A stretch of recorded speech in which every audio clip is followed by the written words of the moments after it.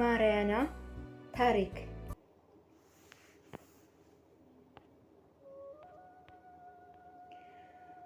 ወይዘሮ ማርያና ማንም ሲያለቅስ አይተው አያውቁም።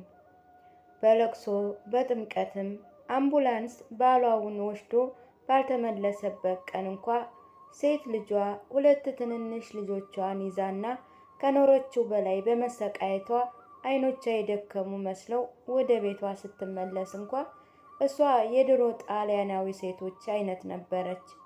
ረጅም ቀሚስ፣ የተሰበሰበ ጸጉር፣ ወገቧ ላይ ድፋታ እና ልቧ ውስጥ እምነት ያላት የመረቅን ትክክለኛ ጊዜ ጠረን ብቻ የሚያውቅ የቅዱሳንን ስምና ለእያንዳንዱ ሕመም ትክክለኛውን መድኃኒት የሚያውቁ ሴቶች ማርያና የቤተሰቡ ምሰሶ ነበረች። ሁሉንም ነገር ደግፋ የምትይዘው እሷ ነበረች። ሁሉም እሷ ባትኖር ኑሮ ቤቱ እስካሁን ፈርሶ ነበር ይሉ ነበር። ነገር ግን በዚያ ቀን አንድ ነገር በውስጧ ተሰበረ። በዝግታና ሳታስተውል ወጣ እና ወደ ግቢው ጫፍ ለብዙ ዓመታት ስትንከባከበው ወደ ነበረው የድሮ የሎሚ ዛፍ ስር ሄደች። መሬት ላይ ተቀመጠች። ራሷን በዛፉ ክንድ ላይ አሳረፈች። የቅድስት ሪታን ሜዳሊያ ደረቷ ላይ አጥብቃ ይዛ አይኖቿን ጨፈነች። እንባዎቿ በዝግታ መውረድ ጀመሩ። ፍቃድ እንደጠየቁ ያህል በጸጥታ ለቀሰች። ሰውነቷ ጸጥ ብሎ የራሷን ድክመት እንደሚያፍር እና በህመሟ ምድርን እንኳ ለማወቅ እንደሚፈራ ሰው በውስጧ ትልቅ ሸክም ተሰማት። አማቷ አሁንም ስራ የለውም። የልጅ ልጆቿ ታመዋል። የኤሌክትሪክ ሂሳብም ዘግይቷል እና በድምፅ የተሞላ ቤት ውስጥ እንኳ የሚያድገውን ያ ብቸኝነት ለወራት በደንብ አልተኛችም። ራሷ ሁል ጊዜ በሐሳብ የተሞላ ነበር እና ማንም ምንም ያህል እንደደከመች የሚያስተውል አይመስልም። ሁል ጊዜም እንደምችል ሁሉም ያስብ ነበር፣ ምክንያቱም እሷ በፍጹም አታማርርም ነበር። ግን በዚያን ጊዜ ማርያና ጠንካራ መሆን አልፈለገችም። እውነተኛ እቅፍ ብቻ ፈለገች። ዛሬ እኔ እይዘዋለሁ የሚላት ሰው፣ የእናቷን ድምፅ፣ የብናዋን ሽታ መስማት ፈለገች። ሴት ልጅ መሆን ፈለገች። ለአንድ አፍታ እንኳ ያኔ ነበር በትከሻዋ ላይ ትንሽ ንክሻ የተሰማት። ደነገጠችና ፊቷን በፍጥነት አበሰች። ነገር ግን ትልቅ ሰው አልነበረም። ትንሿ የልጅ ልጇ ነበረች። ልጅቷ እዚያው ነበረች። እጆቿ በጭቃ የተጨማለቁና የትልልቆቹን ነፍስ ማንበብ የሚያውቅ ንጹህና ጥልቅ አይኖች። እማማ በሹክሹክታ፣ አንቺም ማልቀስ ትችያለሽ አላት። ኢየሱስ እኛን ይንከባከበናል። ማርያና አይኖቿን ጨፈነች። በዚያን ጊዜ አንድ ነገር በውስጧ እንደተሰበረ ተሰማት። በመጨረሻ ከብዙ ዓመታት በኋላ ሁል ጊዜ ስትደብቀው የነበረውን ድካማን ሁሉ እንድታወጣ ፍቃድ ያገኘች መሰላት። ነገር ግን አይኖቿን እንደገና ስትከፍት እስትንፋሷን የወሰደ ነገር አየች። ልጅቷ ወደ ላይ ጸጥ ብላ አፏ በትንሹ ተከፍቶ ይመለከቱ ነበር። ምንድን ነው ፍቅሬ? ማርያና ግራ ተጋብታ ጠየቀቻት። የልጅ ልጇ አልመለሰችም። በጣቷ የሎሚውን ዛፍ ከፍተኛ ቅርንጫፍ ብቻ ጠቆመች። ማርያና በዝግታ ዞረችና እዚያው ልክ ከእሷ በላይ የሎሚ ከረጢቶች የምትሰቅልበት ቦታ ላይ እሷ በፍጹም እዚያ ያላስቀመጠችው አንድ ነገር ነበረ። ነጭ ጥንታዊ የጸሎት መቁጠሪያ ፍሬዎች፣ የቆዩና በደበዘዘ ያለ ሙቅ ሚስጥራዊ ብርሃን ያበራል። ማርያና በፍጥነት ተነሳች።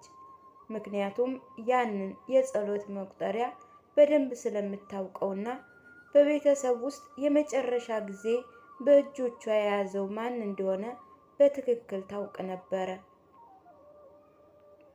መሪያና ለረጅም ሰከንዶች እንቅስቃሴ አልባ ሆና ቀረች። አይኖቿ በዚያ የጸሎት መቁጠሪያ ላይ ተተኮ በማይታይ እጆቹ እዚያው እንደተቀመጠ ያህል ከሎሚው ዛፍ ከፍተኛ ቅርንጫፍ ላይ ተንጠልጥሎ ልቧ በፍጥነት ይመታ ነበር። ሆኖም በዙሪያዋ ያለ ነገር ሁሉ የቆመ ይመስላል። እርግጠኛ ነበረች፣ ያ የጸሎት መቁጠሪያ በአጋጣሚ እዛ ሊሆን አይችልም። የከበበ ብርሃን የፀሐይ ብርሃን አልነበረም። የበለጠ ስስ የሆነ ነገር ነበር። እንደ ሞቅ ያለ እስትንፋስ በፍሬዎቹ መካከል አልተንቀጠቀጠም፣ አላሳወረም። በዝግታ ያበራ ነበር፣ ቅዱስ ነገሮች እንደሚያበሩት። የልጅ ልጇ ዝም ብላ ወደ ላይ መመልከቷን ቀጠለች። ፊቷ የደነዘዘ የተማረከ ያህል ነበር። አዋቂ አይኖች ሊያስታውሉት የማይችሉትን ነገር እንዳየች ያህል። መሪያና በዝግታ ቀረበች። እጆቿን ዘርግታ የጸሎት መቁጠሪያውን ወሰደች። ስትነካው ጣቶቿ ተንቀጠቀጡ። የቆዩትን ፍሬዎች እንደነካች ጣፋጭ ብርደታ ደረቷን አቋርጦ አለፈ። ያ የጸሎት መቁጠሪያ የእናቷ የጸሎት መቁጠሪያ ነበር።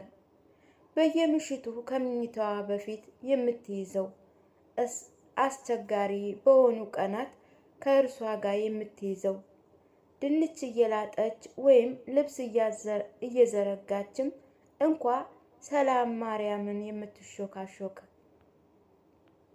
መሪያና ከቀብር በፊት የጸሎት መቁጠሪያዋን በሬሳ ሳጥን ውስጥ ለመታው የወሰነችበት ቀን በደንብ ታስታውሳለች።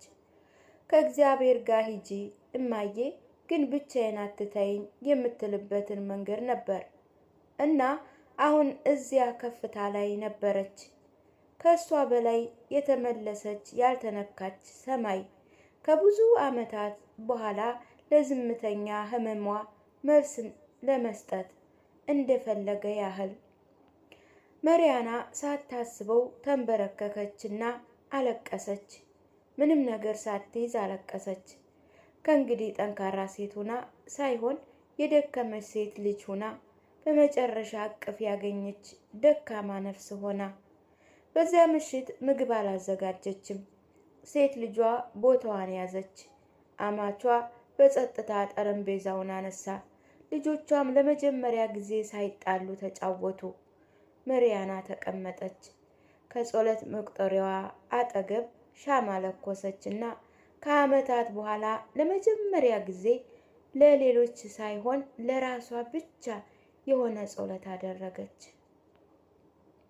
ቅድስት ሪታ ሆይ በድካሜ እንዳለፍ እርጅኝ።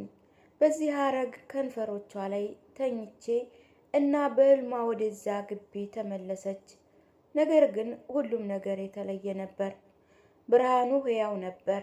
አበቦችም በዙሪያው አብበው ነበርና መሃል ላይ የሚያብረቀርቅ ምስል ነበር። ጥቁር ልብስ የለበሰች ሴት በደረቷ ላይ ቀይ ጽጌረዳና በእጆቿ መስቀል የያዘች። ቅድስት ሪታ በጣፋጭነት ወደ እሷ ቀረበች። ፊቷ እንዳበሰች እና ፍጹም የማይጠፋ ዛፎች መጀመሪያ የሚሰብሩት ናቸው። ለመንበርከክ አትፍሪ፣ ሰማይ በእርሱ የሚያርፉትን ይንከባከባል። መርያም በእጇ የጸሎት መቁጠሪያዋን አጥብቃ ይዛ በሰላም ነቃች እና በሕይወቷ ለመጀመሪያ ጊዜ በእውነተኛ ተረዳች። ጠንካራ መሆን ማለት ሁል ጊዜ መቋቋም ማለት አይደለም። ጠንካራ መሆን ማቆምንም ማወቅ ነው። እና ይህ ታሪክ በውስጥ የሆነ ነገር ከነካ እንግዳውስ እዚህ እንዲያበቃ አትፍቀድ። ቀጣዩን ቪዲዮ ልብህ ለረጅም ጊዜ ሲጠብቅ የነበረውን ቃል የሚያጽናና ቃል፣ የሚፈውስ ሐረግ ባልጠበቅነው ጊዜ የሚመጣ ምልክት ሊይዝ ይችላል። ለዚህ ነው ከኛ ጋር እንድትቆዩ የምንጋብዛችሁ። ደወሏን አብሩና ነገ ተመልሰን፣ ምክንያቱም እግዚአብሔር በቀላል ታሪኮች አማካኝነት መናገሩን ይቀጥላል እና ቀጣይ ቀንም ወይ ህይወትን የሚለውጥ ሌሎች ነገሮች እንድታገኙ ሰብስክራይብ ያድርጉ።